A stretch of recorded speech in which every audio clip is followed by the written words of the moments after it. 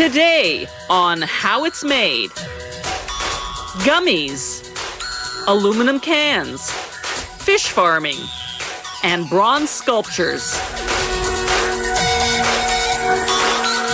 There's nothing kids love more than candies they can pull and stretch, which probably explains why gummy candies and licorice have always been stick-to-your-teeth favorites, except with parents who don't have a family dental plan.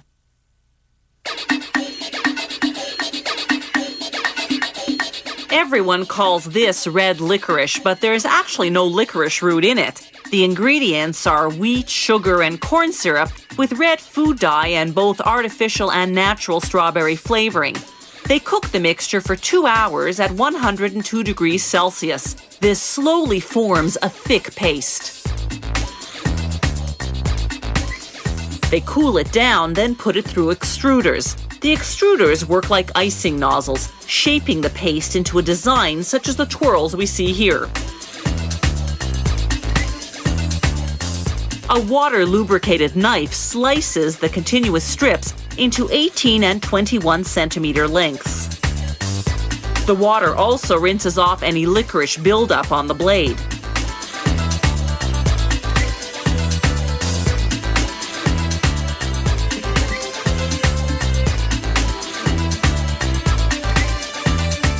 The cut licorice goes on aluminum trays. The stacks of trays then go into an oven to dry for 8 hours at 60 degrees Celsius. As the excess moisture evaporates, the licorice shrivels.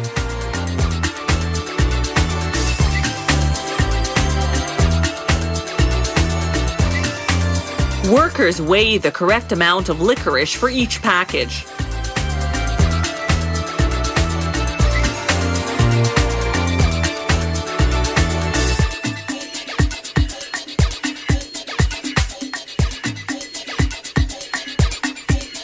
To make gummy candies, they use what are called printing boards, large sheets with raised shapes. To make gummy worms, for example, they mount the gummy worm board on a stamping machine. The machine then stamps the worm shapes onto trays of cornstarch. This creates a series of cornstarch molds for the gummy worms.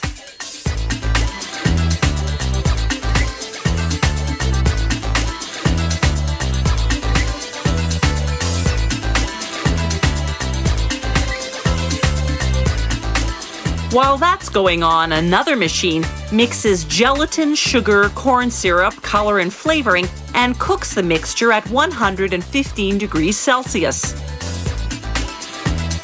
A machine called the depositor pours the mixture into the cornstarch worm molds.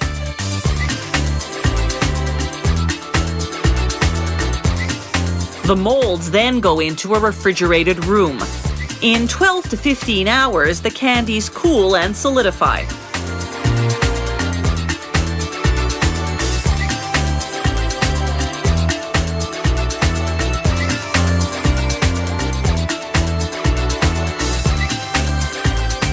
A machine then flips the candies out of the trays. The cornstarch molds disintegrate. As they fall downward, the machine sifts out the lumps, then recycles the used cornstarch into new cornstarch trays for the next batch.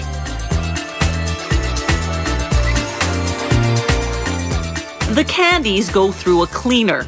As they spin, air nozzles blast off the cornstarch.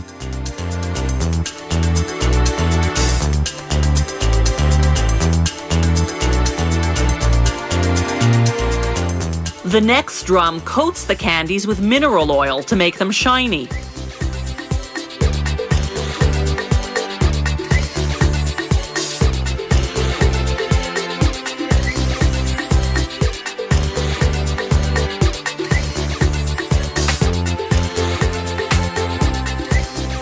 Children love gummy worms because they're gooey and slippery and wiggly. But it's not just kids who are hooked on them. Many fishermen actually use them for bait.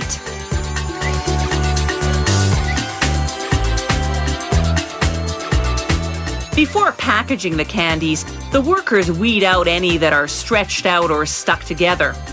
Wonder if they get to eat the rejects.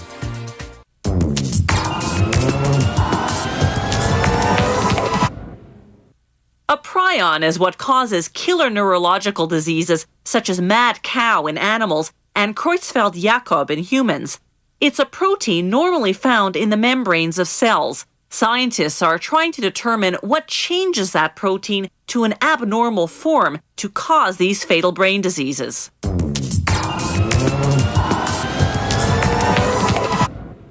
The next time you buy a canned soft drink, consider this. That aluminum can will always be recyclable. Unlike plastic, aluminum never deteriorates, no matter how often it's melted down and used again. Aluminum cans are so lightweight that it's hard to believe they're made from a huge roll of aluminum sheeting that weighs 9 metric tons. The sheet is about 1.5 meters wide and as thin as construction paper. A roll like this is long enough to make 750,000 drink cans. The sheet feeds into a press that punches out round pieces that'll be formed into cans. The punch press actually performs 2 operations. It punches out a disc 14 centimeters in diameter, then bends it into a cup.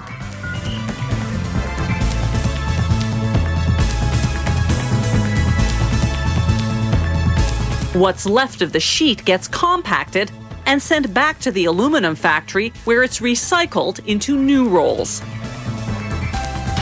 The cup goes into a machine called the draw and iron body maker. A tool draws out the aluminum, forming the body of the can. The tool is lubricated so it won't tear the aluminum while stretching it. The lubricant also acts as a coolant because the aluminum heats up as it's being worked. Once the body is formed, a trimmer cleans and straightens the edge.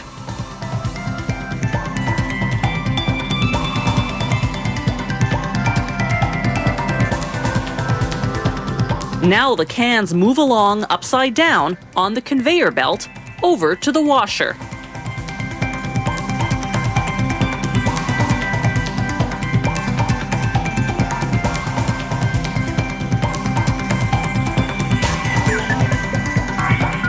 The washer performs a 6-stage cleaning. The first 2 washes are in hydrofluoric acid at 60 degrees Celsius. The last 4 washes are in deionized water, neutral water with no pH, also at 60 degrees. The cans come out of the washer and go under a hot air dryer. They're now shiny because the hydrofluoric acid wash removed a thin surface layer of aluminum. Next, a roller passes over the cans, coating the bottom rims with varnish. This varnish coating allows the cans to slide easily on conveyor belts and in vending machines. It shows up as a blue ring under ultraviolet light. The cans are now ready to be printed. This rotation printing system can apply up to 5 colors, one at a time. The machine then applies a layer of varnish to protect the ink.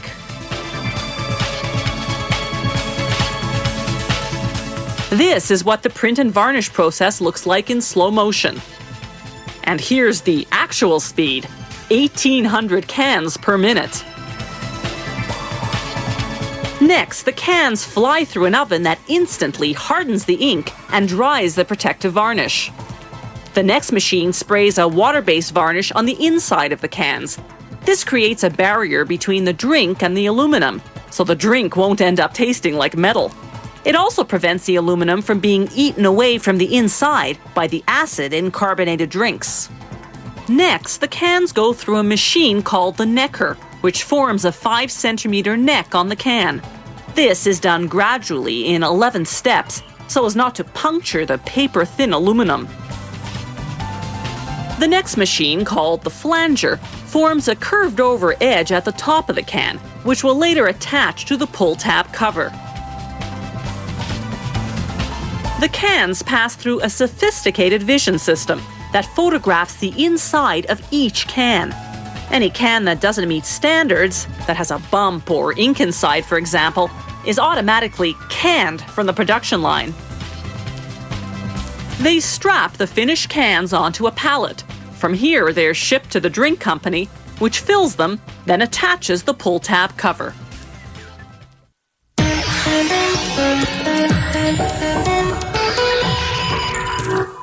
Fish farming generates about 20% of the world's fish production. Some fish farms are very high-tech, while others use more traditional methods. Fish farming began in 2000 BC. If these rainbow trout are going to have the energy to make baby trout, they'll have to be well fed. On today's menu, ground shrimp.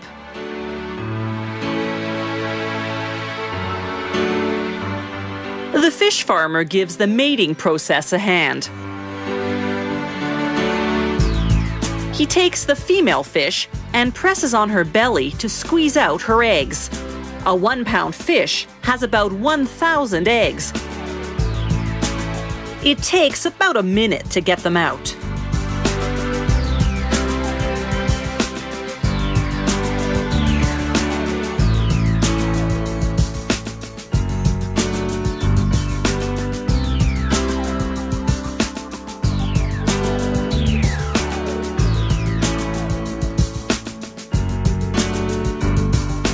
Next, he takes the male fish and squeezes out his sperm. This also takes about a minute.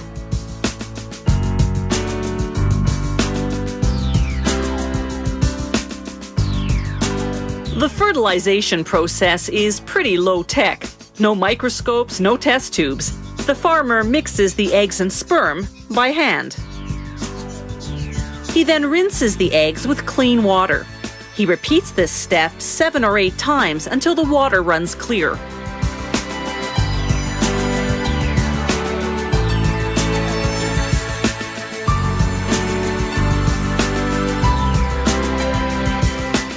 The eggs that stay at the surface are duds, so they are discarded. The farmer transfers the good eggs to bottles, then fills the bottles to the top with water. The eggs incubate for about a month. By the 25-day mark, if an egg is alive, 2 little black dots appear. Fish eyes.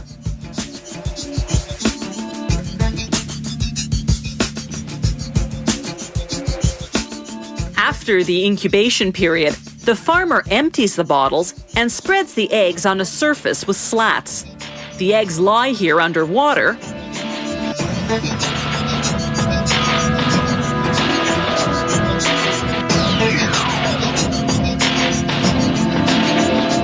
until they hatch 10 to 15 days later. The newly hatched trout swim down through the slats into the basin below.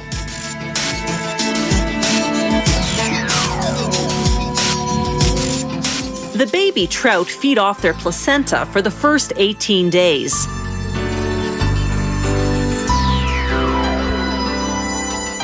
After that, they eat special trout food made of fish meal.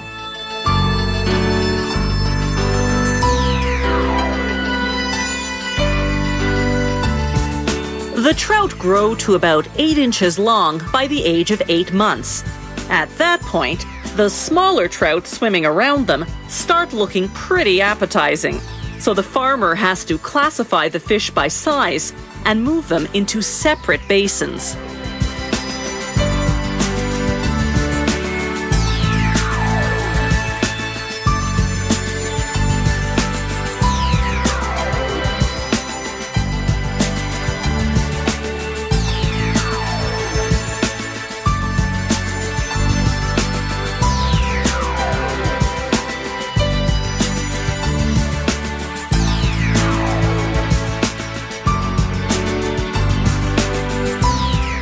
Trout reach adulthood at the age of 1.5 years. Now the farmer transfers them into his man-made lake.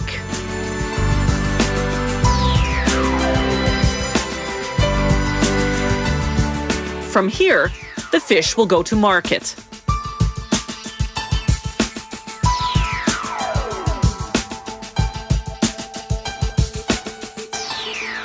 But before they leave, the farmer mates them, starting the cycle all over again.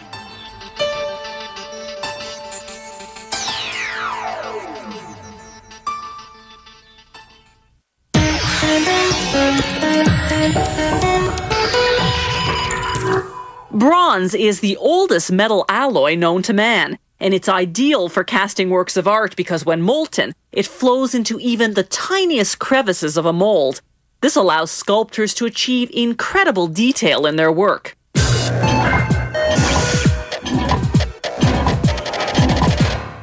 Man first discovered how to cast metal around 3500 BC, during the period known as the Bronze Age.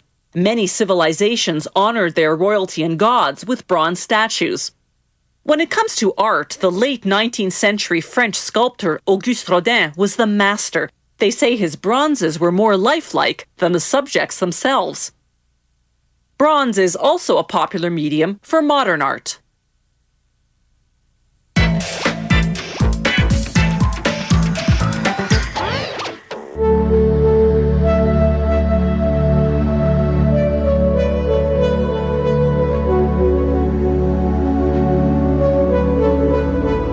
Sculptors first carve a replica of their sculpture from wood, or shape it out of plaster or clay. They coat it with a lubricant, then with silicone rubber.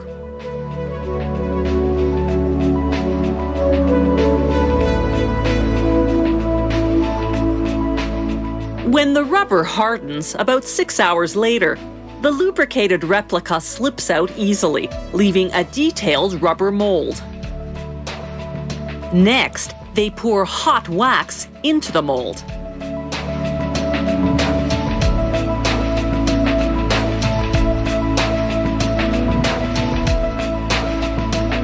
The wax cools in about 15 minutes, leaving an exact wax replica of the sculpture.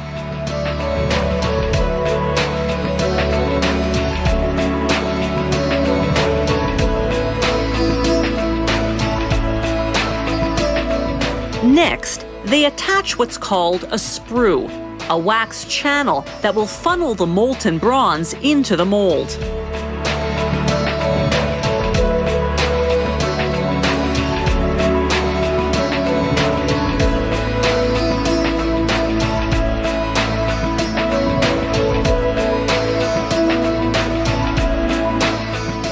They dip the wax replica into a ceramic material.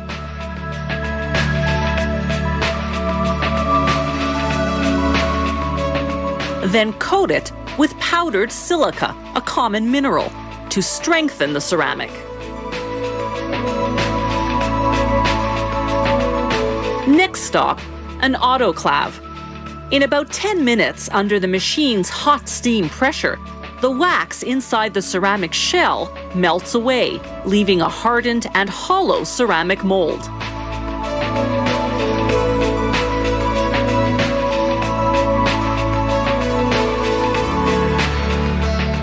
That mold goes into a kiln at 850 degrees Celsius.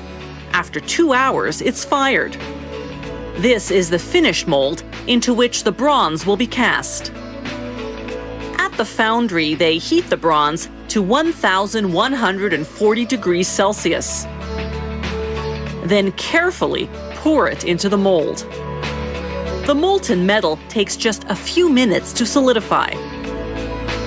Then they chisel off the ceramic casing to reveal the bronze statue inside.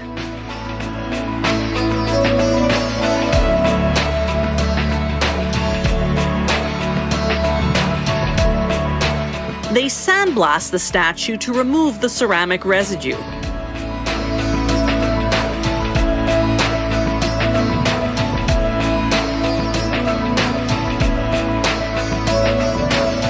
Then they saw off the sprue.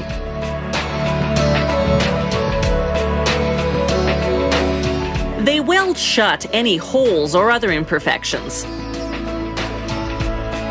Then polish the statue using various abrasive heads. They heat the statue, then spray on an acid coating. This coating, called patina, gives the bronze its shimmer and richness of color.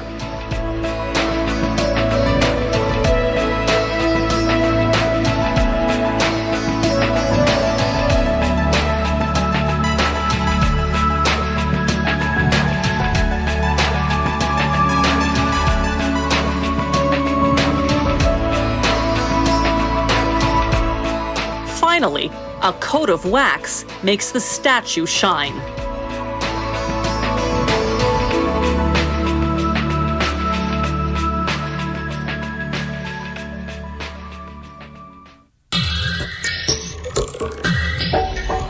If you have any comments about the show, or if you'd like to suggest topics for future shows, drop us a line at www.howitismade.net.